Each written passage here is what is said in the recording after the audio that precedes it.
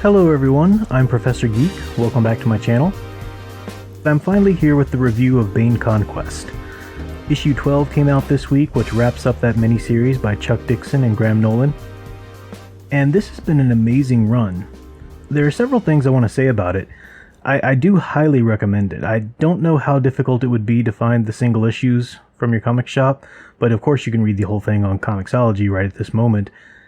And I would be shocked if they didn't put this out in a trade paperback shortly. The first thing I'd like to say about the run is the pacing in the story arc within this miniseries. I find that miniseries, especially when they run a full 12 issues like this and they're released monthly, they can fall into the same trap that many television seasons do. Shows like Arrow or The Flash that have the traditional 20-some episodes over the course of a television season, they run into a problem around the middle where the pacing starts to lag.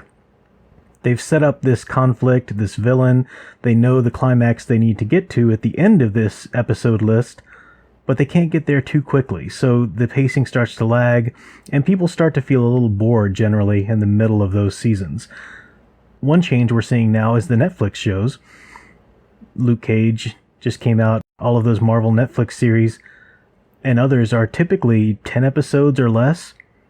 That allows for a more compressed, cohesive story arc that doesn't have to stretch out or take too much time. It can move along at a proper pace.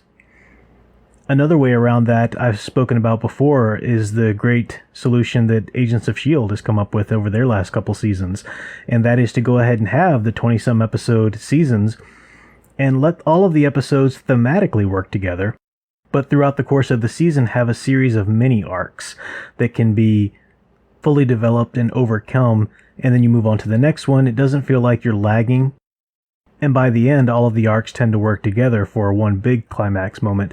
So that is a great answer to that. That is basically what I've seen done in this Bane Conquest miniseries. In general, it follows the story of Bane and his team trying to conquer the worldwide criminal empire. But within this desire that he has and within these schemes that he puts into motion, there are many story arcs, there are many missions, and you have different guest stars showing up at different times. And in the end, everything is thematically tied up. We have a nice symmetry, I believe, between the first issue and the last issue. Great character progression with Bane, and we've gone on this fun gangster epic which entertains and keeps you turning the pages. I'm not even a big fan of following stories that are centered around a villain or even an anti-hero. I like my stories about heroes, and I love Bane as a character that fights Batman, a Batman villain. I didn't know if I would be that interested in a story that just followed him as a main character, but Chuck Dixon's name was on it, Nolan, so I definitely gave it a shot because I've never read anything by Chuck Dixon that I didn't like.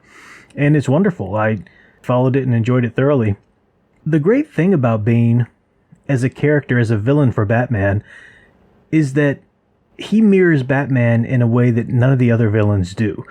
All of Batman's villains, and all of any hero's villains that are going to stick out and really find a place in the culture, need to mirror the hero in some way.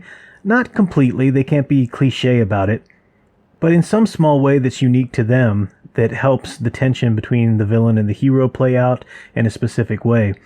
For example, the Joker is the exact polar opposite of Batman.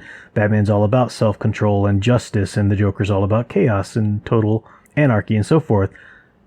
Two-Face is a split personality. His psyche's literally split in two, and he has trouble reconciling those two halves. That leads him to this life of crime, and this belief that there's no justice in the world, everything's just blind fate. Batman has two halves of him as well, the Bat and Bruce Wayne, and his personality was fractured by his own trauma, seeing his parents killed. But Batman chooses to act in a different manner, and Two-Face is a warning to Batman to keep those two halves reconciled. Don't spend too much time in the Batcave and forget to be Bruce Wayne up in the daylight, because that will lead to personality issues and down a dark path ultimately. So villains should mirror and warn against and reflect some dark possible aspect of the hero. Bane's unique in this because Bane and Bruce have similar childhoods even as they're different. Both of them face great childhood trauma. Of course, Bruce Wayne's seeing his parents murdered in front of him, even as horrible as that was nowhere near the trauma that Bane had. Born into prison, being abused and neglected all of his life, having to fight for every little thing he could to survive. He didn't have Bruce Wayne's millions and the help of Alfred and the resources around him. But the big difference is in their responses to that trauma. As I said, Batman responds to his trauma with what psychologists call an activism. This is a healthy response to any trauma in a person's life. A great example of this is the woman who started MAD, Mothers Against Drunk Driving. Her own daughter was the victim of a drunk driving accident, and that spurred her on to do something about it, to put all that grief to work and to stop other people from ever having to experience such a thing. This is what Batman does. He doesn't want any other children or anybody in general to have to suffer at the hands of crime as he did, so he goes out and tries to stop it. Bane's response is not the altruistic path. Bane lived powerless, lived in a place of scarcity, and in response to that, he wants to gain as much power as he can now, whether he's conquering Gotham, or in this story, conquering the entire criminal empire underground of the world. Bane wants power.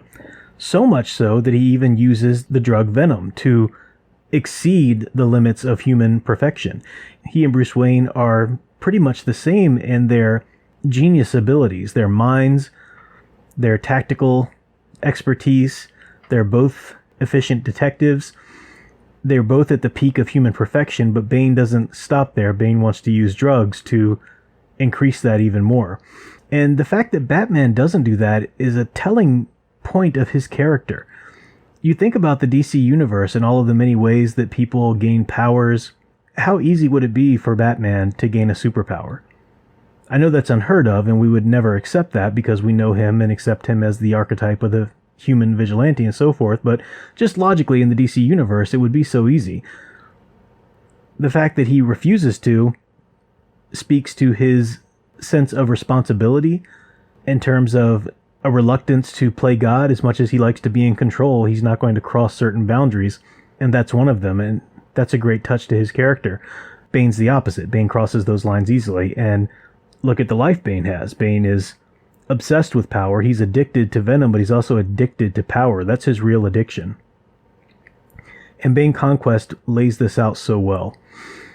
I'm not going to give a in-depth analysis of the actual story here because I've decided not to give away spoilers. I really want to recommend this book and hope that people go pick it up.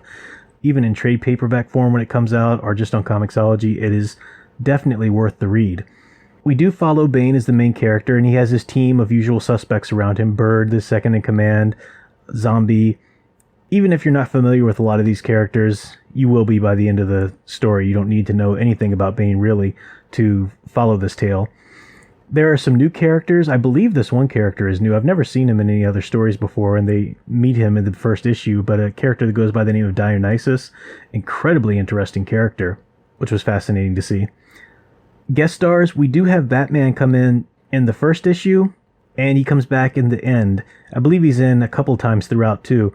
And that provides this miniseries with a nice character arc. It's a character progression for Bane. Even though it's not necessarily about Bane versus Batman, there's enough of that in there to give Bane a nice character progression. And in the end, the relationship of Bane to Batman leaves this arc in a nice place. It really is a great way to tie things up.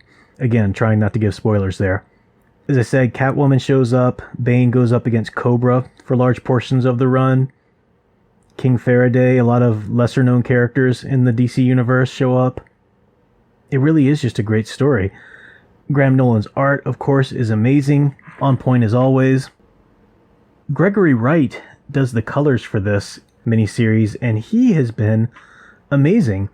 You would think that a story about Bane, especially after the treatments of Bane we've seen in recent culture, Chris Nolan's Dark Knight Rises and such, you would expect a Bane story to be very dark, shadowed, grimy, maybe even film noirish.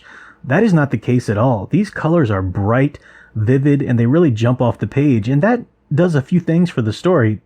It really adds to the sense of adventure. This is a fun, adventure-like tale, and the colors help you to be caught up into that. The red is blood red. The green is a vivid vine-like green. It has a visceral nature to it. I mean, there are high stakes here, but it just has a type of seminal appeal. It's hard to explain, and I know I'm going deeper with this than the average person would, but that is my job as a professor and one who analyzes and studies these types of things. So Gregory Wright's colors were just amazing, and it just looks like a fun comic book. I think that's one of the great things about it. I don't really know what else to say without giving away spoilers, as I said. I would love to delve into it more deeply and pick apart panels and such, but I don't want to discourage anybody from buying this and reading it on their own, because it is so much fun, and it really makes me excited for the other works that Chuck Dixon has coming out soon. Of course, he's been involved in a lot of things on Indiegogo and such. Ravage Kill All Men has received a lot of press. That looks to be a great story. I'm really looking forward to that. His Jungle comic on Indiegogo as well, with Kelsey Shannon on art. I believe he's even getting ready to do something in the Jawbreakers universe. So he has a lot of projects out there. You can go on Indiegogo and just type his name in, and a couple of them will show up. I definitely recommend people check those out as well. And that's pretty common these days for publishers, especially small publishing houses, to go through a Indiegogo type process at first for initial funding.